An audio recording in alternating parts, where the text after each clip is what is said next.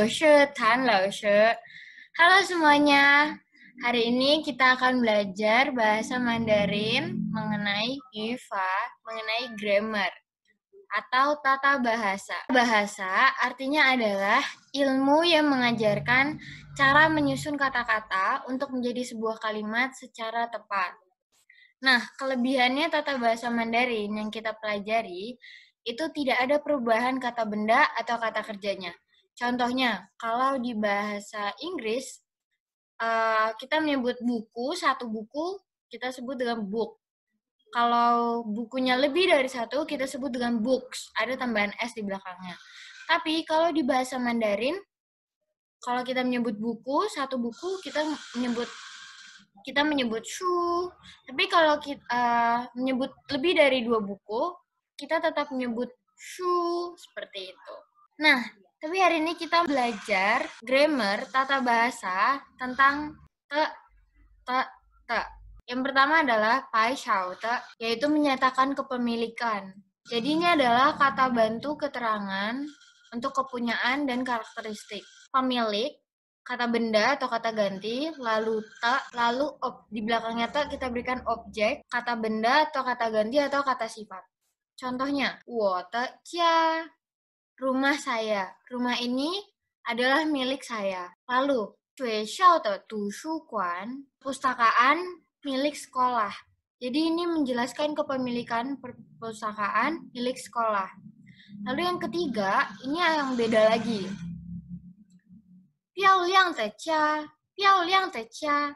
Di contoh ketiga ini artinya adalah kata bisa diganti dengan kata yang kalau di bahasa Indonesia. Rumah yang cantik. Lalu, te yang kedua adalah tu ye te.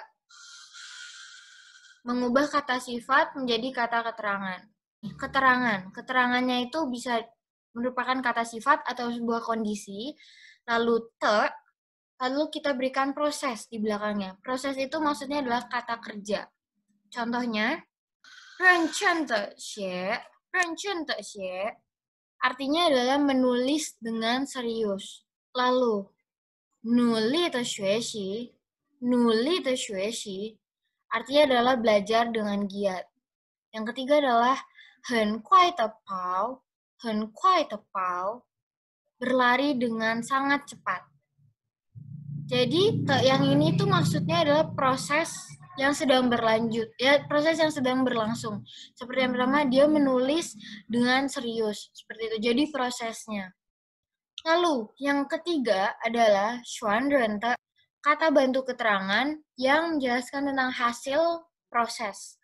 Prosesnya merupakan kata sifat atau kata kerja. Lalu te, lalu keterangannya, kondisinya. Contohnya adalah xie te hen hao. Ini bukan prosesnya yang bagus, kebalikannya dari ye te. Kalau di sini menjelaskan kalau hasilnya yang bagus, jadi bukan prosesnya yang bagus. Jadi artinya dari contoh yang pertama adalah tulisannya bagus, tulisannya sangat bagus. Contoh yang kedua adalah cuo te putui, artinya adalah tindakannya tidak benar atau kerjaannya tidak benar. Yang ketiga, shuo te hen kuai, bicaranya terlalu cepat. Hao te, ada pertanyaan? 没有老师。好的，我们下课吧，谢谢大家，再见。谢谢老师，再见。